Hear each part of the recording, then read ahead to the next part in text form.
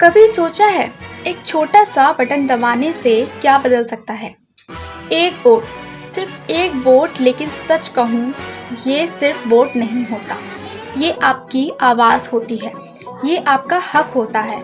और कई लोगों के लिए ये उनकी ज़िंदगी का सपना था जो वो खुद कभी नहीं जी पाए। आज हम इजीली पोलिंग बूथ पर जाते हैं, लाइन में खड़े होते हैं और वोट देकर वापस आ जाते हैं। पर क्या हमें याद है कि ये हक हमें ऐसे ही नहीं मिला? इस देश की मिट्टी में बहुत खून बहा है, बहुत खून देखा है। भगत सिंह ने अपनी जवानी कुर्बान कर दी, महात्मा गांधी ने बिना हथियार के साम्राज्य हिला दिया और PR अम्बेडकर ने हमें एक ऐसा संविधान दिया जिसमें हर इंसान को बराबरी का हक मिला। ये वोट उन सबकी कुर्बानियों का नतीजा है। इंडिया का कॉन्स्टिट्यूशन यानी इंडियन कॉन्स्टिट्यूशन हमें एक पावर देता है, राइट टू वोट, और इस सिस्टम को मैनेज करता है इलेक्शन कमीशन ऑफ इंडिया, ताकि वोट सेफ हो, फेयर हो और किसी के हक से चोरी ना हो। जब भी हम अपनी हिस्ट्री की बात करते हैं तो इस बारे में तो हम बात करते हैं कि आज़ादी के खिलाफ हमने लड़ाई की, लेकिन आज़ादी सिर्फ अंग्रेज़ों के लिए नहीं थी बल्कि तानाशाही के भी खिलाफ थी। अगर वो आज़ादी की लड़ाई ना हुई होती तो आज हम भी नॉर्थ कोरिया की तरह तानाशाही के अभाव में ही जी रहे होते। पर सवाल ये है, हम वोट क्यों करें? क्योंकि अगर आप वोट नहीं करते तो आप अपनी आवाज़ खुद दबा देते हो।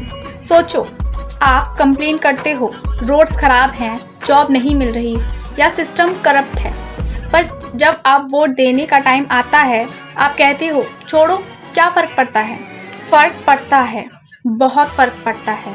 आपका एक वोट किसी गलत इंसान को रोक सकता है और एक सही इंसान को आगे ला सकता है। मतदान की इम्पोर्टेंस समझो। सबसे पहले, आखिर हमें वोट देना क्यों चाहिए? क्योंकि ये डेमोक्रेसी की बैकबोन है। अगर हम बात करें डेमोक्रेसी की तो उसकी स्टार्टिंग यानी कि उसकी पहली सीढ़ी यही है। यदि आप वोटिंग ना करें और किसी गलत इंसान को चुन लें तो लोकतंत्र अपने आप ही खराब हो जाएगा। ये आपको हक देता है अपने लीडर को चूज़ करने का।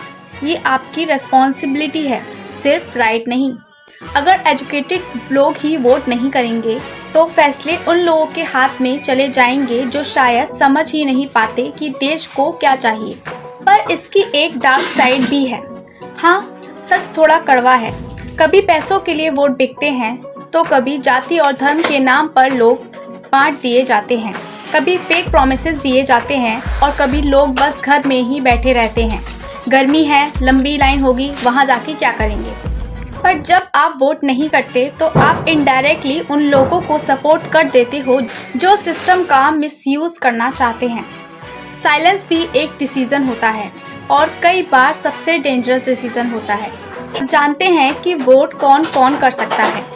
हर इंडियन सिटीज़न जिसकी एज 18+ है वो वोट कर सकता है। बस एक ID कार्ड और थोड़ी सी रिस्पॉन्सिबिलिटी चाहिए। अगर हम वोट ना करें तो क्या होता है? गलत लीडर्स पावर में आ जाते हैं, डेवलपमेंट रुक जाता है, करप्शन बढ़ता है और सबसे बड़ा, आप अपना हक खो देते हैं बिना लड़े ही। सच ये है, देश सिर्फ सोल्जर्स से नहीं बनता, देश वोटर्स से भी बनता है। बॉर्डर पर खड़ा जवान अपनी जान रिस्क में डालता है और पोलिंग बूथ पर खड़ा वोटर अपना फ्यूचर डिसाइड करता है। दोनों का रोल उतना ही इम्पोर्टेंट है। अगर आज भगत सिंह जिंदा होते और आपसे पूछते तुमने अपना वोट दिया और आप चुप रहते तो शायद उनकी कुर्बानी का जवाब आपके पास नहीं होता। अब जब भी अगली बार वोटिंग का दिन आए तो उसे हॉलीडे मत समझना, उसे एक जिम्मेदारी समझना। जब आप EVM का बटन दबाओ तो सिर्फ कैंडिडेट के लिए नहीं, देश का फ्यूचर डिसाइड करने के लिए दबाना। क्योंकि वोट छोटा हो सकता है पर उसका असर पूरी जनरेशन पर पड़ता है। तो जाओ और वोट करो, क्योंकि अगर आप नहीं तो कोई और आपके लिए डिसीजन ले लेगा और तब शिकायत का हक भी आप खो दोगे। जय हिंद।